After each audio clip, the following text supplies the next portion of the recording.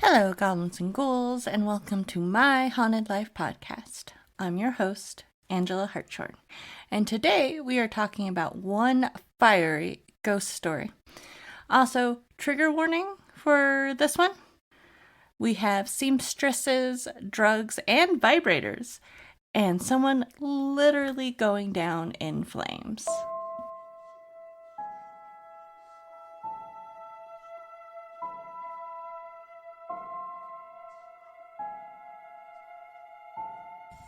Good morning, goblins and ghouls.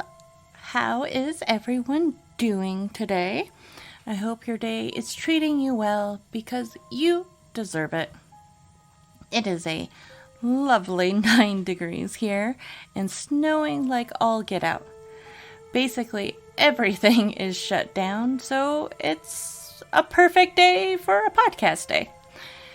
And I'm not going anywhere, so works out really well.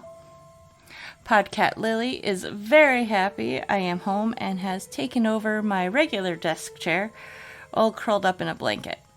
So, she's helping, man. She's on her duties. In honor of the snow, instead of tea, I'm drinking hot chocolate. In particular, Krampus Hot Cocoa by Occult Herbs and Tonics. Shout out to my girl Carolyn. This is an unpaid advertisement, I guess, technically. But she's not paying me to say this, I swear. This stuff is amazing, you guys. And I freaking love the little goth sprinkles. They just kill me. You can get yourself some on my website, heartandhornstore.com, or go directly to Carolyn's at occultherbsandtonics.com. Don't worry, I'll post pictures of the whole setup today. And the little podcat Lily. Quick bit of housekeeping. Usually I turn off the heater when I'm recording. Sorry. Sprinkle. But I feel like today is just too damn cold to do that. So you might hear it in the background.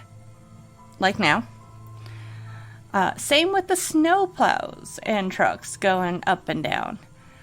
I'm hoping to beat our snow removal guys that actually come up our driveway, so we'll see what happens. We all know I'm not great at the editing thing, so yeah, you'll probably hear those. I'm still trying to figure out what is going on with the domain and Spotify issues with the podcast transfer, so hopefully I'll have good news on that soon, hopefully. Otherwise, I'm definitely enjoying the new podcast hosting site. I have all these new statistics to look at, and apparently I have a couple of listeners in Canada and India, so that's pretty cool. So hello if that's you guys. On this week's episode, I'm taking you to one of our favorite places in Portland, Kell's Irish Restaurant and Pub. Just a heads up, if you look this place up, there is a Seattle one, which is apparently more haunted. So, it was very confusing for research. When Portland Oddities and Curiosities Expo rolls around in the fall, you will find us there at least one of the nights we are in town. We love the food, drinks, and atmosphere. The ghosts are honestly just a bonus. There's the plow trucks. This place is connected to the Shanghai Tunnels, so you know it's spiritually busy.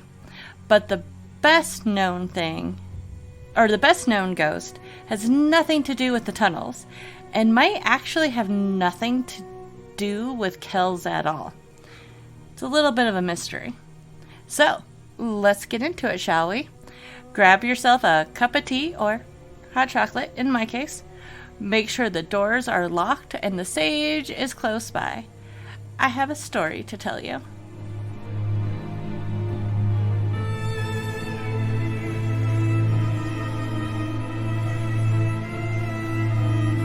Kell's Irish Restaurant and Pub has had a long reputation of being one of the most haunted places in Portland. Kell's is absolutely gorgeous, classic Irish pub with high ceilings, dark wood, great food, and amazing freaking whiskey. The front of the building is white with these tall windows. It stands out from everything around it. It could be because it's an older building, it's actually shorter than everything around it. But you understand. And it's white. It stands out real good. Also, the front of the building is cast iron, which is weird. Like, our ghost tour lady made us knock on it, and yeah, it's metal, which is apparently a thing in some of the old Portland buildings. This place is just awesome. There's always live music, usually old traditional Irish songs. It's all very on brand. There was one time we were there that the musician that night actually sang a couple songs in Gaelic, which I thought was awesome. My little Irish heart was so excited. One of the most unique parts of this place is that it has a cigar room in the basement. This has been grandfathered in when the no smoking inside laws passed in Portland, so it's not going to change anytime soon. It's dark, it's smoky, it has almost as many cigars as there are whiskeys. That might not be true, but there's a lot of whiskeys, and technically a lot more cigars than I knew existed. It has red Victorian looking lamps everywhere, so it kind of has this opium den vibe, which is ironic because it is believed to have been an opium den before it became a cigar room, so that works out really well. One of the other very unique characteristics about this room is that it directly is connected to the Shanghai Tunnels. So of course this place is haunted. Employees report feeling someone brushing past them, chairs being rearranged, and televisions being turned on when no one is around. The owner even claims to have seen a face appearing in the mirror. In addition, many report televisions that mysteriously turn on by themselves and an ominous black cloud that moves from room to room. A piano downstairs has been known to play by itself, and customers have reported hearing the sound of heavy breathing when no one else is around. After doing the research, I realized I might have had a couple of experiences myself at Kell's, which is funny. I'll tell you all about it after I tell you about the most famous resident ghost and discuss how he could possibly be there.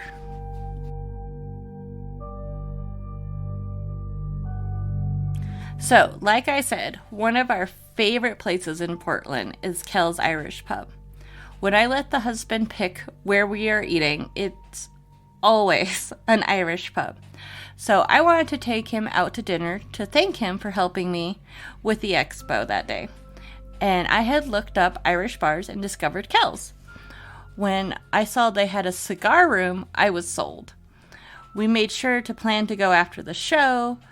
The day before the show is always set up and then either finishing time or tour time, depending on what we have time for. And we had time to do a ghost tour that time. I was so excited when our tour guide stopped outside of Kell's and started telling us about the hauntings, because I didn't know it was haunted when I picked it. According to her, the building has almost always been a bar. The upstairs was a brothel, and what was the cigar room was an opium den connected to the Shanghai Tunnels. Quick sidebar, and this might be one of my favorite things about Portland and Seattle history. In the late 1800s, when women saw an opportunity to make money off of all the men flocking west, it was in sex work. And a lot of it. So much sex work. But in all the censuses, they are never labeled as sex workers, prostitutes, lady of the evenings, whores, nothing like that. They were always labeled as seamstresses.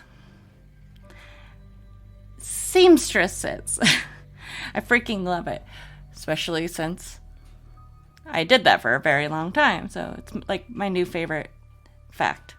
Anyway, she told us of the legend of Chief David Campbell, a firefighter that died in the building in the line of duty and now haunts the building.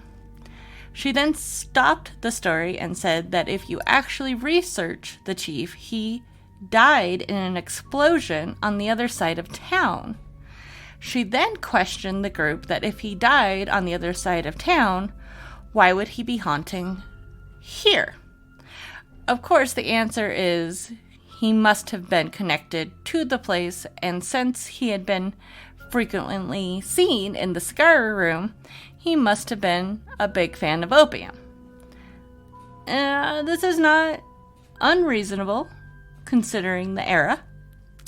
When I started researching this episode, I was really surprised to see just how important and how much information there was about Chief David Campbell. He's kind of a big deal. Notice I said big deal. He still is in Portland. I found this wonderful article on portlandoregon.gov page about the history of the fire department at the time. I don't think I could describe what it was like better, so I'm just going to read you the paragraph. No longer known as red shirts, firefighters in 1906 wore turnouts and wore mustaches to put in their mouths to help block out the smoke. These smoke eaters lived together, ate together, played cards, pool, and joined the engine house polka bands. That year, David Campbell was ununanimously elected president of the Pacific Coast Fire Chiefs Association. Meanwhile, the amount of fire damage in dollars increased every year. Chief Campbell, eager to put emerging technology to use, christened the first fireboat. He upgraded cisterns and hydrants and consolidated the alarm system. Automobiles were all the rage. The city ordered 2 American LaFrance chemical and hose engines capable of traveling 45 miles per hour. So it was pretty damn important. He sadly died a hero trying to get his men out of a building before it exploded. And he was the first firefighter killed in the line of duty in Portland. I found a snippet about that on the davidcampbellmemorial.org website. Maybe a little bit of a trigger warning? Heads up. On June 26, 1911, an alarm came in from the East Salmon and Water Street shortly after 7:45 a.m. An oil pump at the Union Oil distributing plant had thrown a spark, igniting gas accumulated in its motor pit. As he got into his automobile, Chief Campbell knew the fire would be hot. One of the first at the scene, he began directing arriving engine companies. At 8:30, every fire company in the city was in the line, an incredible jumble of men, machines, and horses, slipping in inches of water as they tried to position themselves. Realizing that the fire was out of control and his men inside the building were in peril, Campbell borrowed a turnout coat from one of his men and disappeared into the building. At 8:39, there was an ominous rumble from the basement as accumulated gases approached their flash point. The explosion hurtled bodies across the street. Tank heads flew 200 feet in the air. The north wall was tossed across the street, and the roof rose into the air, then fell back to the ground. Campbell was last seen silhouetted against the flames, holding up his arms to brace against the falling roof. By 10:15 a.m., when the fire was brought under control, word had passed from engine company to engine company that Chief Campbell had gone into the building before the explosion and had not come out. A body was found huddled in the building, but it was not immediately known if it was Campbell or another firefighter. The connection between the borrowed coat and Chief Campbell's body was finally made, making clear the sacrifice he made for his crews. His funeral was the highest attended funeral at the time, with an estimated 150,000 attending and lining the streets. The David Campbell Memorial Association was set up shortly after his death, and its job is to remember David Campbell and other Portland firefighters lost in the line of duty.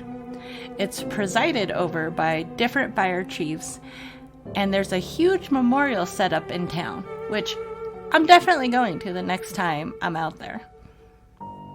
Now that we have established that he was a real man and he did not die in the cigar room, why is he there? Remember, our ghost tour lady said that he was partaking of opium and possibly getting his pants seamed because, seamstresses. Hopefully you understand where I'm going with that. If not, I'm not explaining it. But I couldn't find anything about this anywhere other than in reviews from all of the different Portland ghost tour descriptions and reviews, which I thought was kind of interesting. Would these places be advertised as brothels and opium dens? Probably not, let's be honest. That was still on the down low.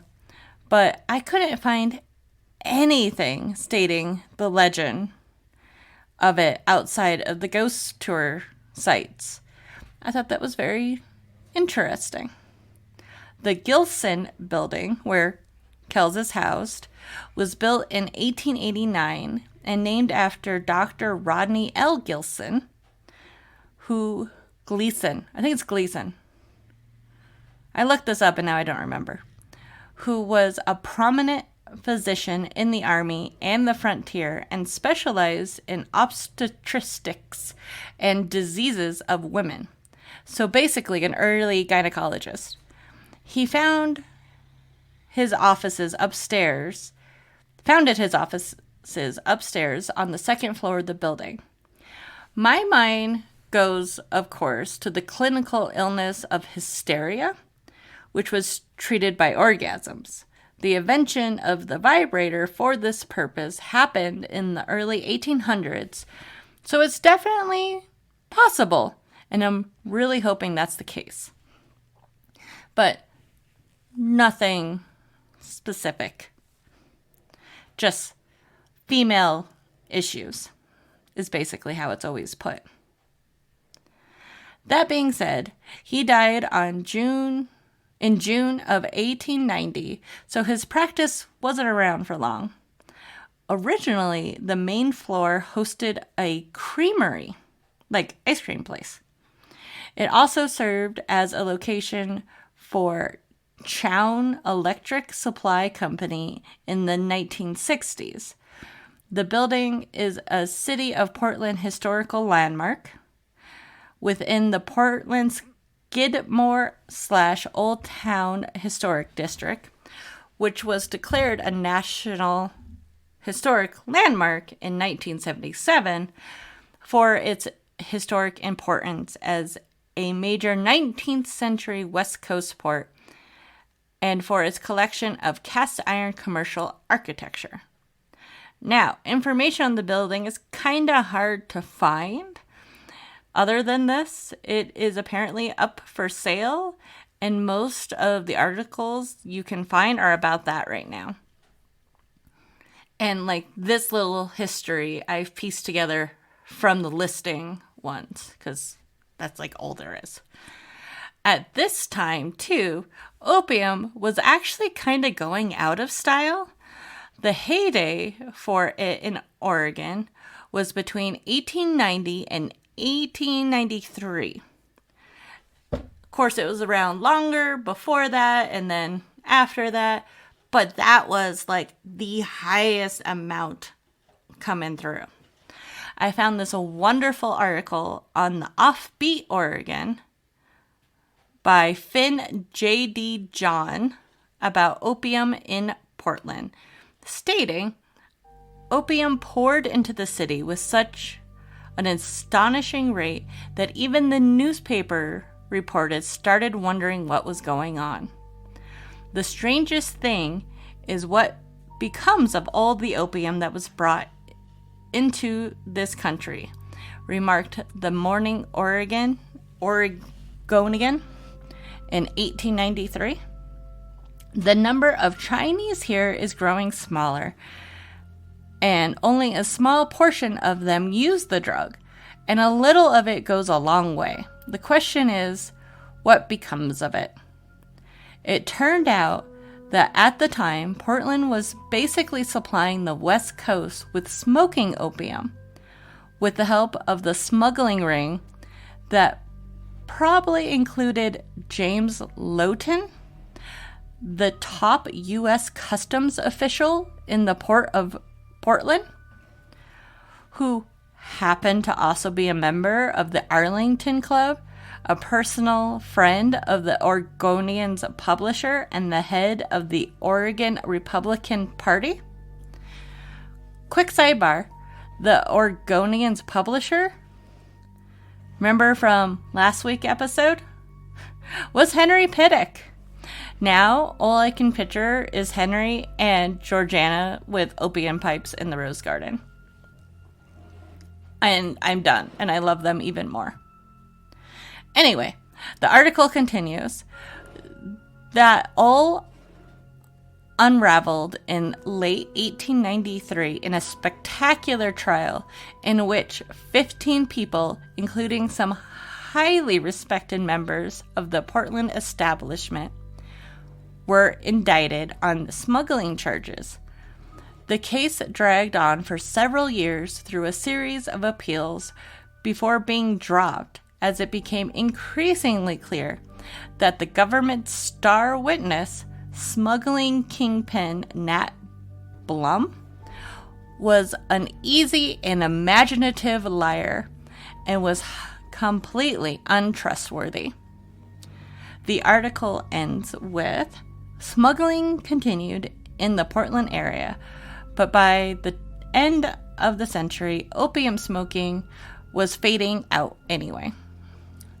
Locals of all nationalities by then had had 25 years in which to observe what happened to opium fiends, and what they saw was not pretty or romantic or charming in any way. As would happen 100 years later with the methamphetamine craze, the drug's dark allure couldn't compete with the ugly, squalid reality people saw in its victims. And by the time the federal government got around to outlining the drug in 1909, the shadow opium caste in Portland was a fraction of what it had once been. David Campbell didn't come to Portland until 1878, when he was 14 years old. In 1892, Campbell re-entered the department as a member of Engine Company Number 1.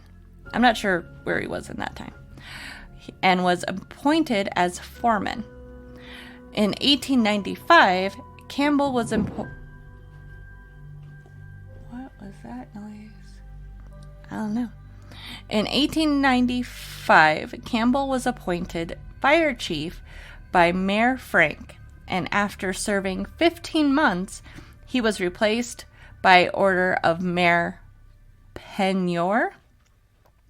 He was again installed as chief by Mayor Mason in 1898, a position he filled until his untimely and tragic death. So, he was in his mid-20s when opium got really popular. It's definitely possible, and there's probably wouldn't be any record of anything if he was, unless a family diary or something was found, if family knew. And there could have been an opium den in the Gilson building.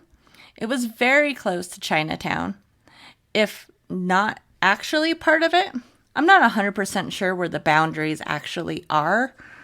It's just kind of like, an area. The area remained rough for a long time. I found an article about a trial from 1922 about 3 men that were arrested for selling opium, smuggling in alcohol, human trafficking, and conducting a disorderly house, quote unquote. Remember, I kind of told you before that a disorderly house is probably a brothel.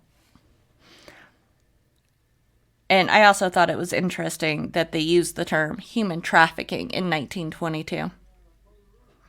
This happened not far from Kell's.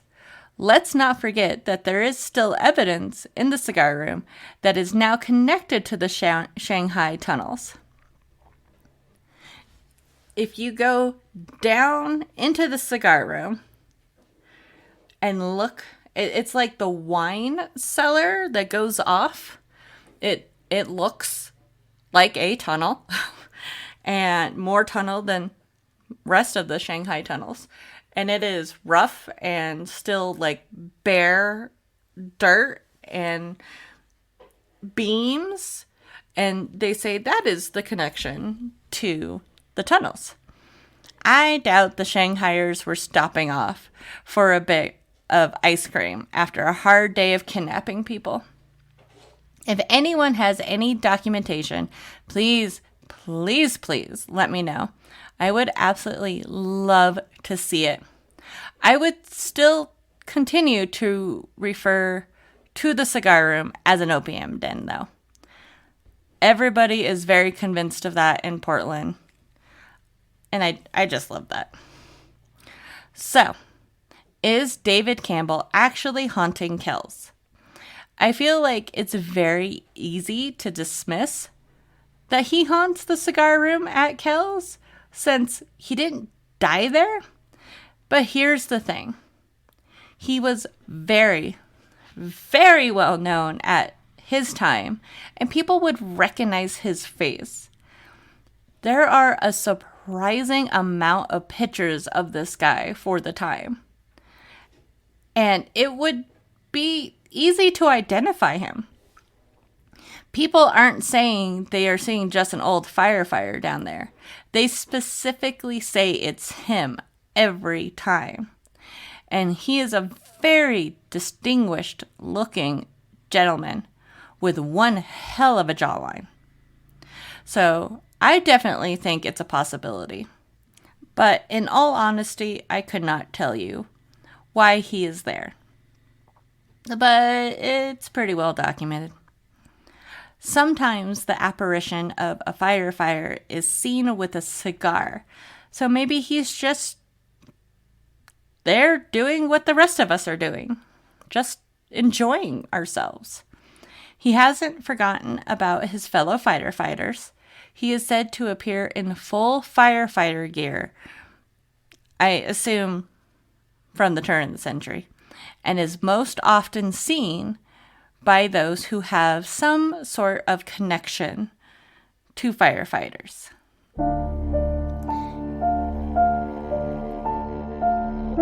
Now, I personally do not have any connections to firefighters directly. But I remembered while doing the research here that I might just have had a couple of experiences at Kell's. One of those things when you do the research and you kind of like, it jogs your memory. The first time we went to Kell's, it was so busy and loud upstairs, I don't think I would have picked up on anything. When we went downstairs, it was much quieter, and we could relax, but you definitely felt like you were being watched. I swore I saw a shadow person on the back stairs, leading back upstairs toward the back of the bar.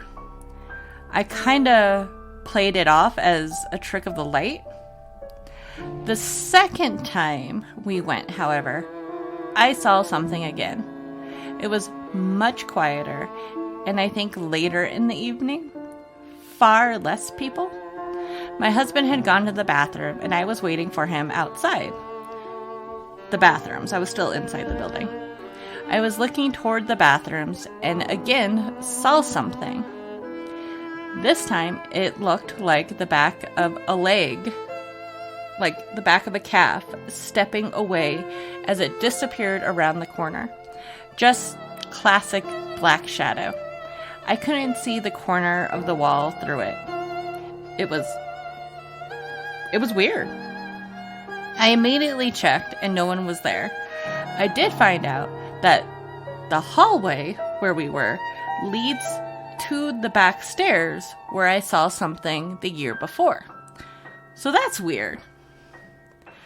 I had a couple more experiences in the cigar room on our second visit, which I kind of explained away until I started doing the research.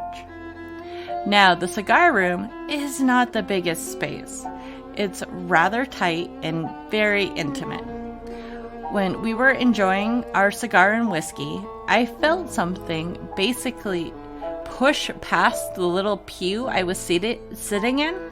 The pews aren't screwed down into the ground or anything, and it's like a stone floor. And it's like cobblestone almost, but like big stones. And they move all over the stone floor. They just like slide. I immediately grabbed at my coat and purse without even thinking, since I figured they were probably hanging over the edge and were in the way, and they just caught somebody on the way past. But they weren't. They were tucked out of the way next to me. And of course, no one was there. So that was weird. And then I also had heavy breathing. I heard it, but it was also like breathing on me. Like you could feel the breath on my cheek, if that makes sense. It was weird. It was very strange. And to be honest, I have this happen in my own shop sometimes, especially later in the evening. So I'm pretty used to it. But it's always on the back of my neck there, which is not cool. But so I know what that feeling is. This time it was on my left cheek. In Kell's, it was on my left cheek. You could even see my hair move. Now, of course, that happened when I was alone. I think my husband was ordering us drinks. So another weird personal experience that I have no one to collaborate with me on. So that's, I really need to get the husband better at this, I swear. Quick sidebar, and this is important. When we walked in that first night to Kell's, it was so crowded, all the tables were taken up. We almost turned around and left.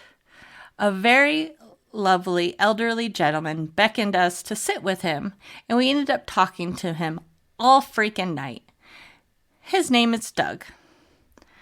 He's there almost every night, apparently. Like, he's been there forever. He knows everybody. Everybody knows him. That sort of thing. Total classic regular. If you go to Kell's, do me a favor. If he's there, buy him a drink. Tell him it's from the Weirdos in Colorado. He'll probably have no idea what you're talking about, but that's okay. That's not the point. He's an amazing gentleman. We ran into him this last year as well, and drinks were again bought. It's a tradition now. Oh, and don't forget to ask about the magic trick at the bar.